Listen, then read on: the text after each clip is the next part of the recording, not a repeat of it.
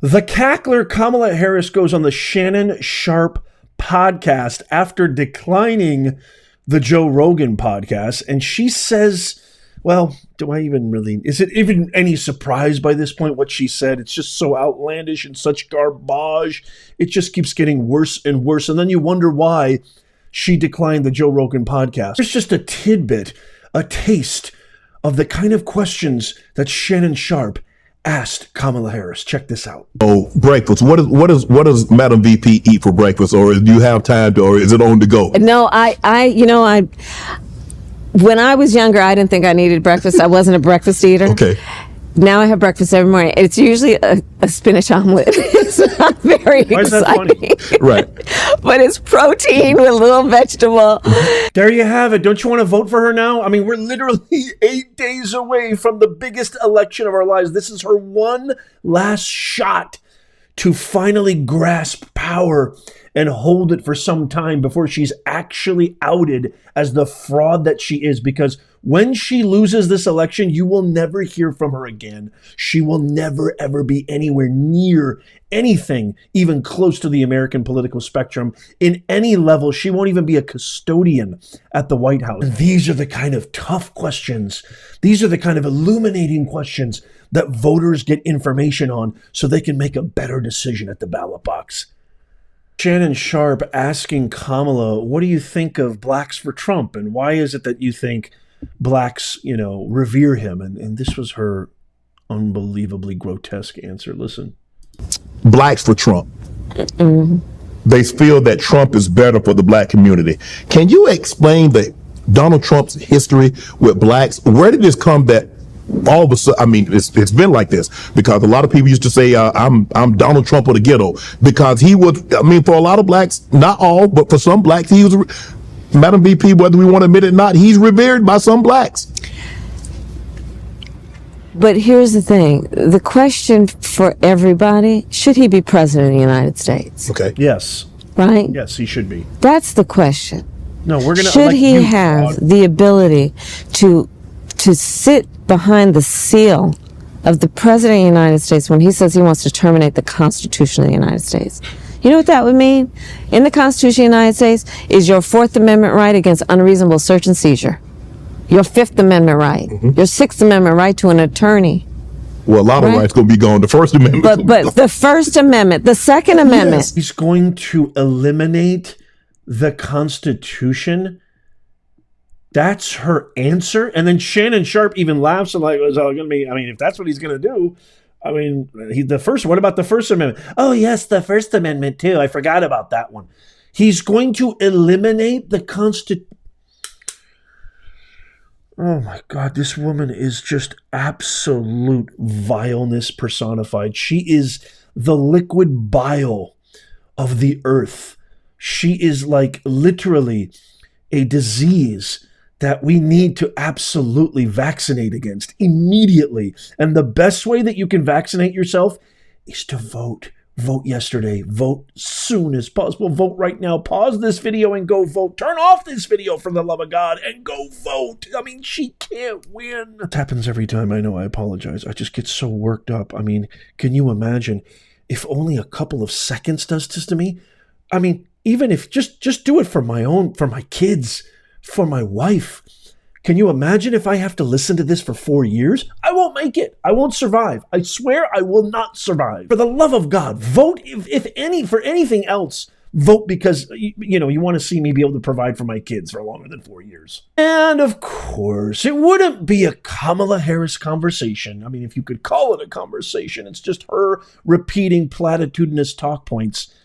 But it wouldn't be a fake interview. It wouldn't be a pre-rehearsed town hall. It wouldn't be a fraudulent encounter without Kamala Harris, the cackler, the fraud in chief, going into one of her famous accents. Check this one out. So, part of what we have to help people understand is don't think you're in Donald Trump's club. You're not. Right. He's not going to be thinking about you. You think he's having you over for dinner? What you think? You think he going to be having you over for dinner? Don't be thinking Donald Trump going to put you in his club, because that ain't happening, boy. It ain't happening. You may think that, but it ain't happening. You ain't gonna be in no club. It ain't gonna happen with you, boy. It ain't gonna happen with you. Oh my God. It's like, how do people look at this revolting cretin, this vermin from under the lowest Dead Sea rock boulder at the bottom of the Cretaceous period? How do you look at this and go, that's my pick? Somebody explained it to me. Absolutely gotta love this, though. This is what I love about us, Nez Nation, my fellow Americans. People are waking up.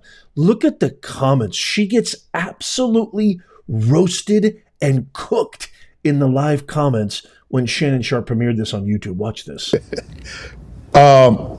Blacks for Trump. They feel that Trump is better for the black community. Can you explain Donald Trump's history with blacks? Where did this come that all of a sudden, I mean, it's been like this because a lot of people used to say, I'm Donald Trump of the ghetto because he was, for a lot of blacks, not all, but for some blacks, he was, what the F, Madam VP, whether we want to admit it or not, he's revered by some blacks. But here's the thing. The question for everybody, should he be president of the United States? Blacks for Trump. Right? Real Mexicans love That's Kamala. the question. I saw that one. Should he have the ability She locked up blacks in California. That's true. to sit behind the seal of Answer the president of the United States when he says he wants to terminate the Constitution of the United States? You know what that would mean? In the Constitution of the United States Blacks is for your Trump. Fourth Amendment right against unreasonable search and seizure, your Fifth Amendment right, your Sixth Amendment right to an attorney.